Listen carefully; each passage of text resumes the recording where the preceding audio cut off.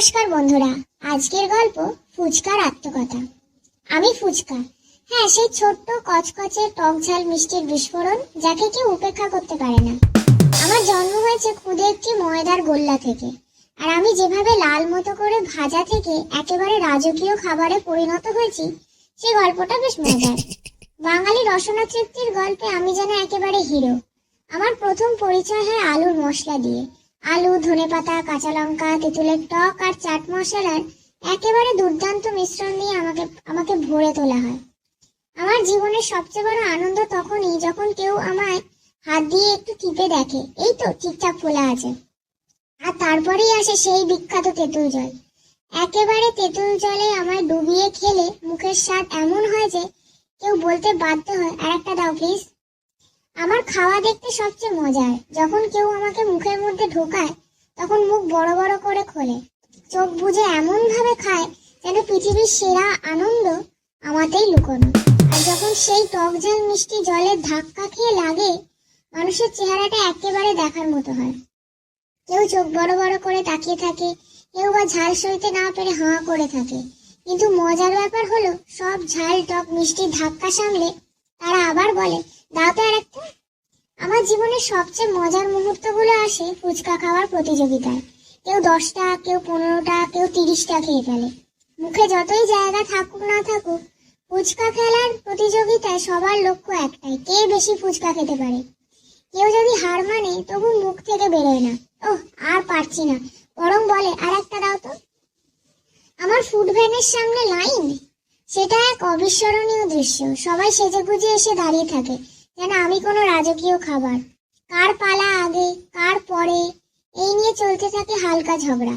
কেউ আবার পাশের জনকে ঠেলে দিয়ে বলে, ভাই আর একটা তাড়াতাড়ি দাও তো। আর যখন শেষ পর্যন্ত কেউ আমার মুখে তোলে, তখন সেই কচকচ শব্দ আর তারপরের আনন্দে ভরা মুখ। এটাই তো আমার জীবনের সবচেয়ে সেরা মুহূর্ত। আমি শুধু খাবার নই, আমি একেবারে আড্ডার সঙ্গী। বন্ধুদের সাথে আড্ডা, প্রেমিকার সাথে খুনসুটি, কিংবা রাস্তার ধারে হুট করে খেয়ে নেওয়া, সবকিছুতেই আমি আছি। আমার সেই কোনো জাতপাত নেই। আমি বাঙালি, অবাঙালি, ধনী গরিব সবার সঙ্গে। তাই আমি ফুচকা। আমি শুধু খাবার নই, আমি বাঙালির মন প্রাণ ছোট্ট এক বিস্ফোরণ, যেটা তোমার রসনাকে ভরিয়ে দেবে, খুশিতে ভরিয়ে দেবে। সুতরাং আমাকে খাও আর বলো, আহা, জীবনটা সত্যিই সুন্দর। আমি ফুচকা, বাঙালির এক পরম বন্ধু।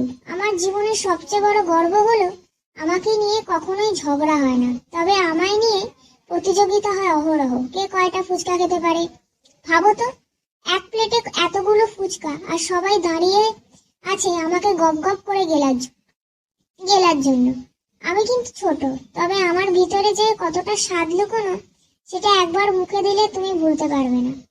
আমার জীবন শুরু হয় একটা খুদে ময়দার গোল্লা থেকে।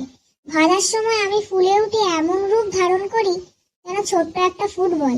কেউ বলে আমি সোনালী রঙের ফানুস, কেউ বলে গোলগাল বিস্কিট। কিন্তু আসল মজা শুরু হয় যখন আমার ভেতর ঢোকে আলুর মশলা, ধনেপাতা, লেবু আর চাট মশলা, সবকিছু একসাথে মিশে আমি হয়ে উঠি পরিপূর্ণ সুপারস্টার। আহা, আমিও এক, অন্যদিকে কচকচে আর অন্যদিকে টক ঝাল মিষ্টি, একেবারে এক্সপ্লোশন অফ ফ্লেভার। তবে আমার আসল কারিশমা আমার তেঁতুল জল।